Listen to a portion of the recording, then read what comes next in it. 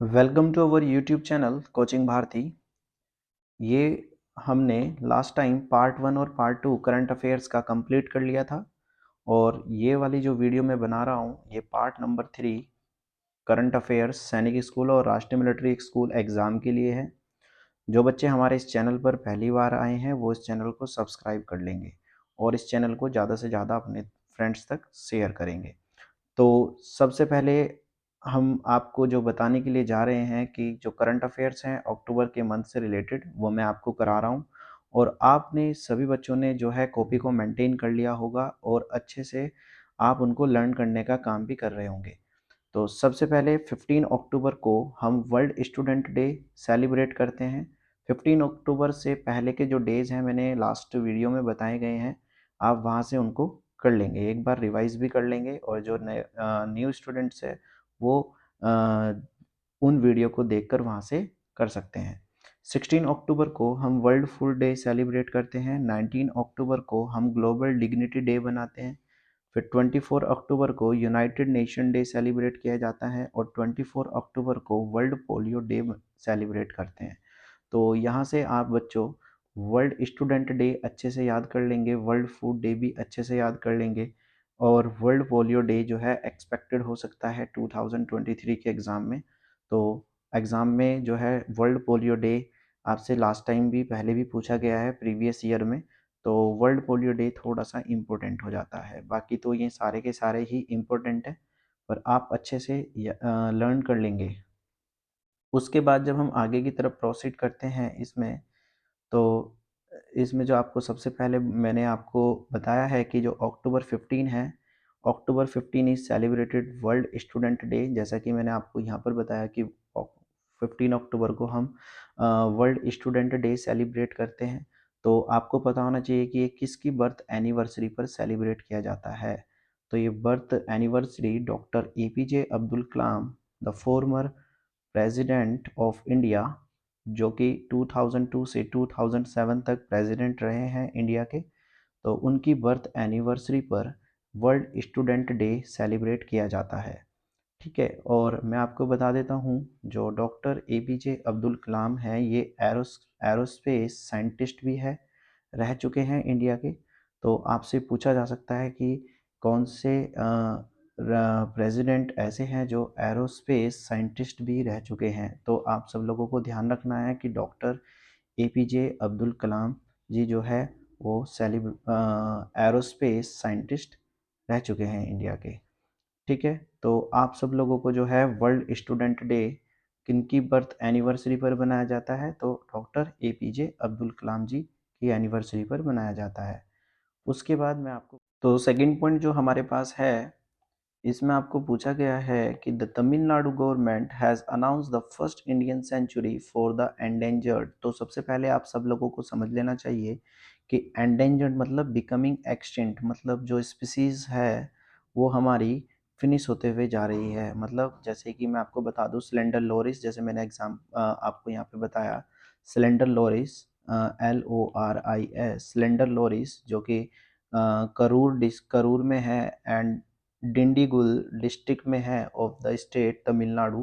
तो तमिलनाडु में जो स्लेंडर लोरिस है ये स्पीसीज जो है एक्सटेंट होते हुए जा रही है और ये इंडिया की जो है फर्स्ट सेंचुरी बन चुकी है। ठीक है, तो आप सब लोगों को यहाँ से याद रख लेना है स्पीसीज का नाम स्लेंडर लोरिस, जो कि आपके एग्ज़ाम में पूछा जा सकता है। उसके बाद बच्चों में आपको बता देता हूँ जो सिलेंडर लोरिस है इसके बारे में थोड़ा सा आपको पता होना चाहिए कि slender loris is listed and endangered species according to the International Union for Conservation of Nature, International Union for Conservation of Nature. तो आप IUCN की फुल फॉर्म भी लर्न कर लेंगे, international Union for Conservation of Nature. तो आपके exam में पूछा जा सकता है एक तो सिलेंडर लोरिस के बारे में कि कौन से स्पीसीज जो है एंडेंजर्ड है और कौन से स्टेट में है, तो तमिलनाडु आपको याद रख लेना है। और दूसरा IUCN की फुल फॉर्म आपको अच्छे से पता होनी चाहिए बच्चों। तो दूसरी बात मैं आपको आगे की तरफ लेके चलता हूँ कि तमिलनाडु की जो कैपिटल है इसके बारे में मैं आपको बताऊँ तो चेन्नई इसकी कैपिटल है। यहाँ के जो चीफ मिनिस्टर है तो मिस्टर MK स्टैलिन यहाँ के चीफ मिनिस्टर है। और यहाँ के जो गवर्नर है मिस्टर RN रवि, आपको यहाँ से याद कर लेने हैं ये डायरेक्टली। उनके बाद इसके बाद मैं आपको बता देता हूँ कुछ नेशनल न्यूज़ के बारे में। तो आप सब लोगों को, जैसे कि आप जानते हैं कि गूगल एक पेमेंट मेथड भी है, जैसे कि सर्च इंजन तो होता ही है। तो Google launch play point in India. तो गूगल जो है, जैसे कि हम जैसे कि हम ऑनलाइन ट्रांजैक्शन करते हैं, ऑनलाइन किसी को मनी ट्रांसफ़र करते हैं, तो जैसे कि गूगल पे यूज़ करते हैं, फ़ोन पे हम यूज़ करते हैं। तो ऐसे जैसे कि गूगल पे में बताता हूँ मैं, तो Google launch play points in India. तो प्ले पॉइंट्स गूगल ने अभी हाल ही में लॉन्च किए हैं। तो जितने ज़्यादा ट्रांजैक्शन होते हैं उसी के बेसिस पे पॉइंट। तो अबाउट गूगल मैं आपको बता देता हूँ। तो ये फाउंडेड 1998, और जो इनके फाउंडर है, गूगल के फाउंडर जो है वो लैरी पेज एंड स्रैगी ब्रिन हैं। और जो इसका हेडक्वार्टर है गूगल का, वो माउंटेन व्यू कैलिफोर्निया में है, यूएस। और इनके जो सीईओ है गूगल के, वो सुंदर पिचई हैं, जो कि सुंदर पिचाई जी हैं, जो इंडिया से ही बिलोंग करते हैं। ठीक है। तो यहाँ से आपको एक बात समझ में आनी चाहिए कि जो गूगल है, गूगल ने अभी लॉन्च किया है क्या, प्ले पॉइंट। तो विच, ऐसे आपसे पूछा जा सकता है कि which has recently launch play points in India, which of the engine, search engine जैसे बोल देगा आपको। इस तरीके से कैसे भी क्वेश्चन बना के वो पूछ सकते हैं। तो आपको ध्यान रखना है, वहाँ पे जैसे गूगल आ सकता है, ऑप्शन में जीमेल आ सकता है ना, व्हाट्सएप आ सकता है। इस तरीके से आपको 4 ऑप्शन दे दिए जाएंगे, तो जिसमें से एक ऑप्शन आपको गूगल को करेक्ट टिक कर लेना है। उसके बाद हम नेक्स्ट उसमें चलते हैं। तो government approved India's first suspension bridge. Suspension bridge India में पहली बार बनने के लिए जा रहा है, जो कि कृष्णा रिवर पर बनेगा। ठीक है। सस्पेंशन ब्रिज जो होते हैं मैं आपको बता देता हूँ। जैसे सस्पेंशन ब्रिज जो होते हैं, मतलब ये हैंग हैंग फॉर्म में होते हैं, लटके हुए होते हैं दोनों साइड से, बस इनका बेसमेंट बना के एक इधर एक इधर, इस तरीके से इनको हैंग कर दिया जाता है। ठीक है, मतलब ये ऊपर से इस तरीके से बनाए जाएंगे। तो the central government has approved the construction of ionic cable straight come suspension bridge across the Krishna river. तो आपसे ये पूछा जा सकता है कि जो इंडिया का सस्पेंशन ब्रिज है वो कौन सी रिवर के ऊपर बनेगा। तो आपको ध्यान रखना है, कृष्णा रिवर के ऊपर बनेगा। बेसिकली ये तेलंगाना और आंध्र प्रदेश को जोड़ने का काम भी करेगा, मतलब ये लिंकिंग ब्रिज भी होगा। मतलब जैसे तेलंगाना एक साइड है और दूसरी तरफ आंध्र प्रदेश है, तो बीच में एक ब्रिज बना देंगे, जिससे कि थोड़ा जो हमारा वे है वो थोड़ा शॉर्टेस्ट हो जाएगा। इसके बाद अगर मैं आपको बताऊं, हमारे पास तेलंगाना हैदराबाद वोन वर्ल्ड ग्रीन सिटी अवार्ड। तो तेलंगाना के अंदर क्या है, हैदराबाद है। तो वर्ल्ड में जो सबसे ग्रीन सिटी मानी गई है 2022 में, ये वो हमारे पास है हैदराबाद। तो आपसे पूछा जा सकता है, या तो स्टेट आपके एग्जाम में आ जाएगा, या फिर आपसे पूछ लिया जाएगा हैदराबाद डायरेक्टली। तो 2022 में आपको याद रखना है कि हैदराबाद जो है उसने वर्ल्ड ग्रीन सिटी की को जीता है। ठीक है।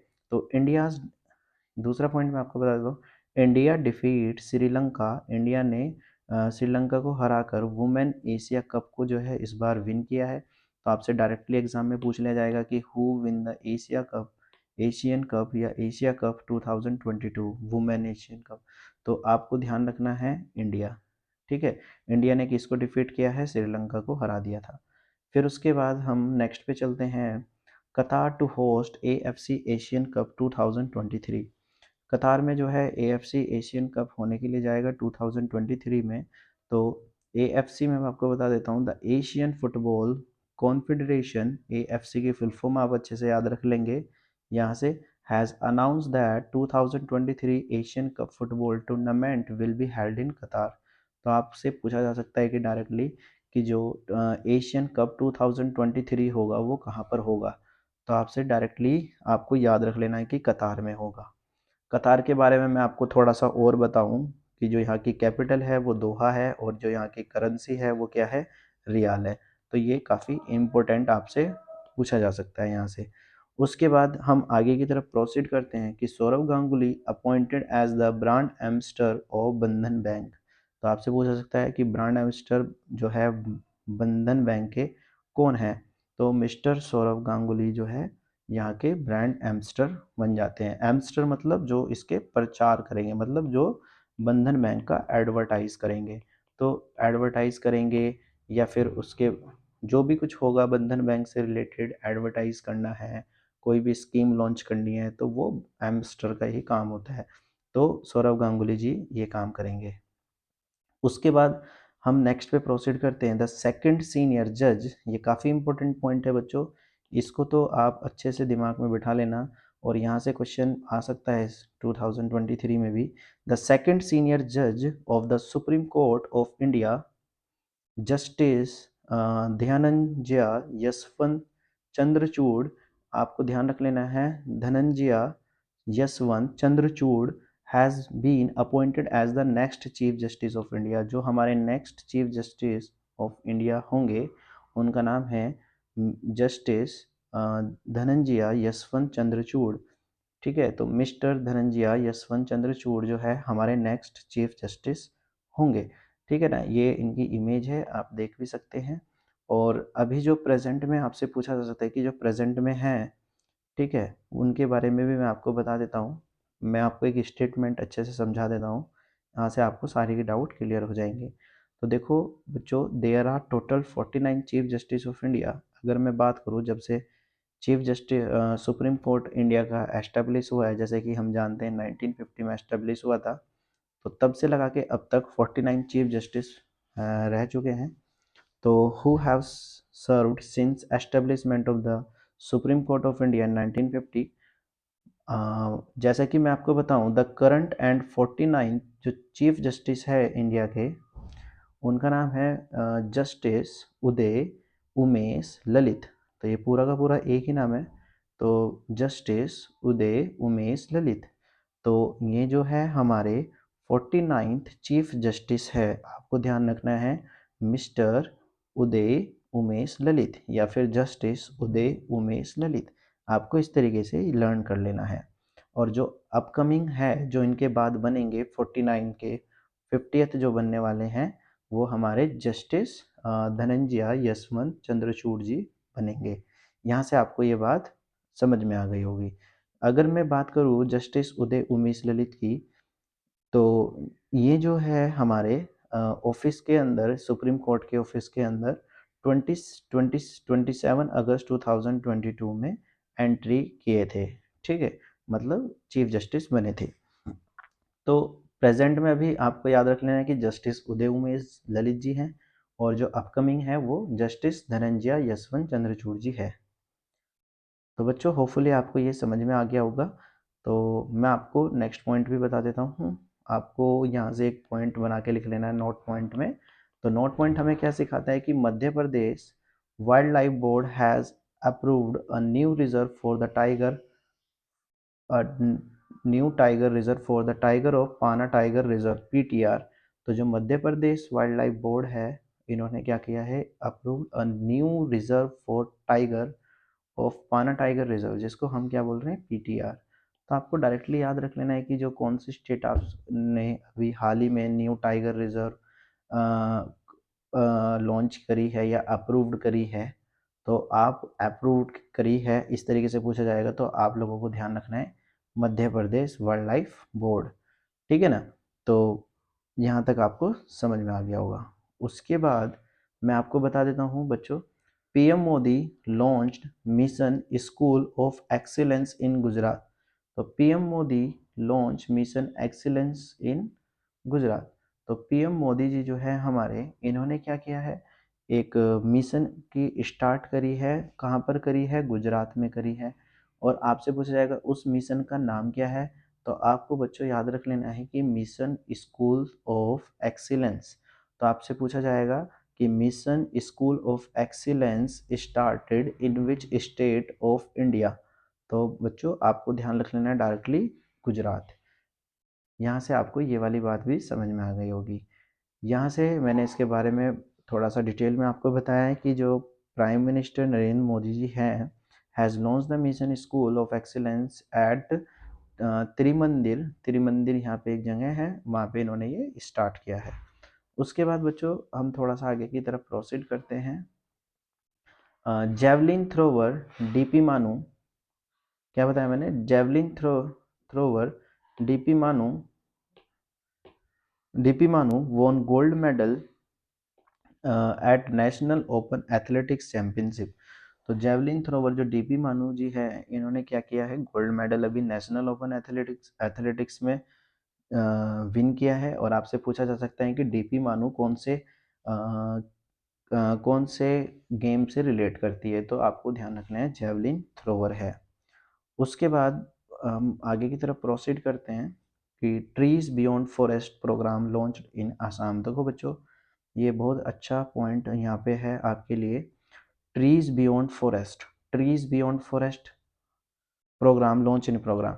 देखो आसाम, तो आपको एक बात समझा देता हूँ मैं कि जैसे बच्चों फॉरेस्ट के अंदर तो ट्रीज काफ़ी सारे होते हैं, पर आसाम की गवर्नमेंट ने ऐसा डिसीजन लिया है कि फॉरेस्ट के साथ साथ थोड़ा फॉरेस्ट से बाहर भी ट्रीज होना जरूरी है। तो उन्होंने इसी को लेकर एक अच्छी स्कीम, अच्छा प्रोग्राम स्टार्ट किया है, ट्रीज बियॉन्ड फॉरेस्ट। तो the Assam government and the US agency for international development USAID have launched the trees outside forest in India, जिसको हम टॉफ़ी भी बोलते हैं। क्या बोलते हैं? टॉफ़ी। तो आपसे टॉफ़ी की फुल फॉर्म भी पूछी जा सकती है, trees outside forest in India. तो इस तरीके से आप याद कर लेंगे इसको, ठीक है। ये भी काफ़ी अच्छा इंपॉर्टेंट पॉइंट है। उसके बाद इंडियन ओरिजिन ऋषि सुनक, क्या बताया मैंने, Rishi Sunak elected as the new PM of UK। तो इंडियन ओरिजिन के जो है मिस्टर ऋषि सुनक जी जो है PM बने हैं UK के, ठीक है, यूनाइटेड किंगडम के। तो ये ऋषि सुनक जी हैं, यहाँ पे आप देख भी सकते हैं। उसके बाद मैं आपको बताऊं इसके बारे में थोड़ा सा पॉइंट। तो इंडियन ओरिजिन ऋषि सुनक 42 यहाँ पे जो है इनकी एज को बताता है। तो मिस्टर ऋषि सुनक जो है वो 42 एज के है, has become the prime minister of United kingdom. United kingdom को बच्चों ध्यान रखना ब्रिटेन भी बोला जाता है। इनके अंदर ही बहुत सारी कंट्रीज़ के पार्ट होते हैं, तो वो सब यूनाइटेड किंगडम में ही आते हैं। तो आपको ये अच्छे से याद कर लेना है, वहाँ पे यूनाइटेड किंगडम आए या ब्रिटेन आए, आपको मिस्टर ऋषि सुनक जी को ही टिक करना है। उसके बाद he has replace former PM Liz Truss ji जो थे, वहाँ के जो फॉर्मर PM थे, उन्होंने क्या किया था, रिज़ाइन कर दिया था अभी हाल ही में। उन्होंने क्या किया था, 44 डेज तक तो वो PM रहे, पर उन्होंने 44 डेज जैसे ही कंप्लीट होते हैं तो कुछ कारणवश उन्होंने वहाँ से रिज़ाइन कर दिया। और रिज़ाइन करने के बाद जो अभी हाल ही में वहाँ पे प्राइम मिनिस्टर जी जो बने हैं, उनका नाम ऋषि सुनक जी है। तो आपको ये लर्न कर लेना है। He also the youngest PM of the UK in the modern history. अगर मैं बात करूँ तो सबसे ज़्यादा जो यंगेस्ट PM है मॉडर्न हिस्ट्री के, मतलब मॉडर्न हिस्ट्री में आज के जो युग में अभी तक जो हुआ है, तो वो ऋषि सुनक जी ही हैं। तो आपको ये बात समझ में आ गई होगी। उसके बाद मैं आपको बताऊं नेक्स्ट पॉइंट, तो दिल्ली गवर्नमेंट जो है इन्होंने हाल ही में एक प्रोग्राम लॉन्च किया था, दिया जलाओ पटाखे नहीं कैंपेन। तो आपसे पूछा जा सकता है कि दिया जलाओ पटाखे नहीं कैंपेन कौन से स्टेट में लॉन्च किया गया था, तो आपको याद कर लेना है डायरेक्टली दिल्ली गवर्नमेंट। आप सब लोगों को भी जानते हैं कि पोल्यूशन फ्री फेस्टिवल दिवाली को बनाने के लिए ये ये वाली प्रोग्राम को लॉन्च किया गया था, दिया जलाओ पटाखे नहीं। तो आपको ये वाली बात भी समझ में आ गई होगी। उसके बाद बच्चों जो है ये भी काफ़ी इम्पोर्टेंट आपके लिए है, यहाँ पे ये जितने भी पॉइंट मैं आपको इम्पोर्टेंट मार्क करा रहा हूँ, आप सब लोग इनको सीरियसली बहुत अच्छे से याद कर लेंगे और अपनी अपनी कॉपी में नोट भी करते रहेंगे। तो जो इंडियन स्पेस रिसर्च ऑर्गेनाइजेशन है, जिसको हम इसरो के नाम से जानते हैं, इनका जो इसरो का जो इसरो जो है फाउंडेड हुआ था, मतलब कभी इसको फाउंड किया गया था, तो 15 अगस्त 1969 यहाँ पे डेट लिखी हुई है, ये डायरेक्टली लर्न कर लेना। इसरो का जो हेडक्वार्टर है वो बेंगलोर है में है, बेसिकली कर्नाटका। आपसे पूछा जा सकता है स्टेट कर्नाटका, आपको कैपिटल पता ही है। जो इसके फाउंडर है, फाउंडर मतलब जो इसके फर्स्ट चेयरमैन है, वो विक्रम साराभाई जी है। 10th चेयरमैन जो है S सोमनाथ जी है। और इसमें जो इम्पोर्टेंट है, जो आपके पेपर में पूछा भी गया है प्रीवियस ईयर में, Aryabhata India's first satellite launch on 19 April 1975। तो आर्यभट्टा जो है इंडिया की फर्स्ट सैटेलाइट है, जिसकी डेट आपको ये भी याद कर लेनी है कि कब लॉन्च हुई थी, 19 अप्रैल 1975। तो इसरो जो अभी रिसेंट 2022 की बात बता रहा हूँ, अक्टूबर में ही। तो इसरो टू लॉन्च चंद्रयान 3, इसरो जो है चंद्रयान नंबर 3 को लॉन्च करने के लिए जा रहा है जून 2023 में। ये अभी स्टेटमेंट आया है इसरो की साइड से।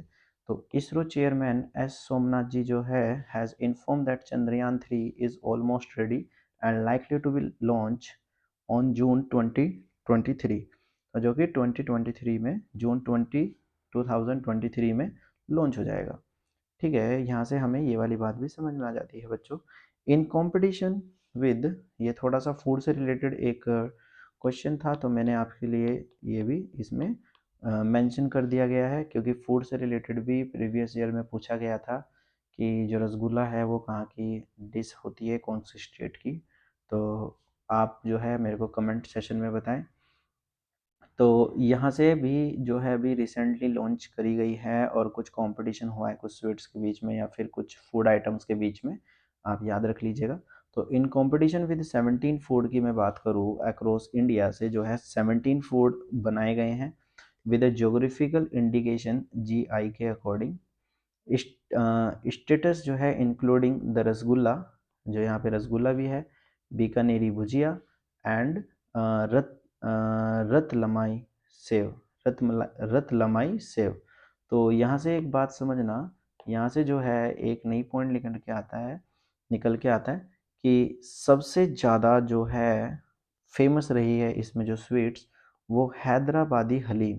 क्या नाम बताया मैंने? हैदराबादी हलीम जो है beat all of them the bag to the most popular GI award in the food category. तो हैदराबादी आपको ध्यान रख लेना है, हैदराबादी हलीम। हैदराबादी हलीम ने जो है इन सब 17 फूड आइटम को जो है डिफीट किया है, मतलब सबसे जो पॉपुलर डिश मानी गई। तो हैदराबादी हलीम आपको याद रख लेना है। इसके बाद मैं आपको थोड़ा सा लास्ट टॉपिक इसका बता देता हूँ बच्चों। तो अभी अभी हाल ही में honesty shop open in Kerala. तो आपसे पूछा जा सकता है कि ऑनेस्टी शॉप्स कहाँ पर ओपन की गई हैं, तो आपको याद कर बता रखना है कि केरला में ओपन करी गई है। ठीक है ना, ये यहाँ का जो है डिस्ट्रिक्ट पड़ता है Ernakulam. For the school student, जो बच्चे फर्स्ट से लगा के यानी 12th क्लास तक है, या 12th क्लास तक के जो स्टूडेंट हैं उनके लिए ओपन करी गई है honesty shop for the student. ठीक है, तो यहाँ से आपको थोड़ी सी बात ध्यान रख लेनी है कि ऑनेस्टी शॉप्स कहाँ पर ओपन करी गई है, कौन से स्टेट में। तो आपको केरला याद रख लेना है। केरला के बारे में मैं आपको थोड़ी सी इन्फॉर्मेशन दे देता हूँ। जो यहाँ की कैपिटल है वो तिरुवनंतपुरम है, और यहाँ के जो चीफ मिनिस्टर जी हैं वो मिस्टर पीनाराई विजयन। ठीक है, तो मिस्टर पीनाराई विजयन जी हैं यहाँ के चीफ मिनिस्टर, सीएम जो है। यहाँ के जो गवर्नर है वो मिस्टर आरिफ मोहम्मद खान। ठीक है ना, तो आरिफ मोहम्मद खान जी जो है यहाँ के गवर्नर हैं। तो आपको ये याद कर लेने हैं। तो बच्चों होपफुली आपको ये पूरा का पूरा डाटा जो है समझ में आ गया होगा। आप इसको जो है इम्पोर्टेंट पॉइंट, इनको हेडलाइट जो मैंने किए हुए हैं वो तो आप याद करेंगे ही करेंगे, साथ ही साथ आप जो है इनको लर्न करने का काम भी करेंगे। और जो हमारे इस चैनल को पहली बार हमारे यूट्यूब चैनल पर आए हैं वो इस चैनल को सब्सक्राइब कर लेंगे, और ज़्यादा से ज़्यादा जो है इस चैनल को शेयर कीजिए। और जो भी आपको डाउट होता है आप मेरे से कमेंट सेशन में पूछ सकते हैं, और होपफुली आप अच्छे से पढ़ रहे होंगे। तो मिलते हैं अपनी नेक्स्ट वीडियो में। आज के लिए इतना ही काफ़ी है। Thank you for watching. Have a nice day.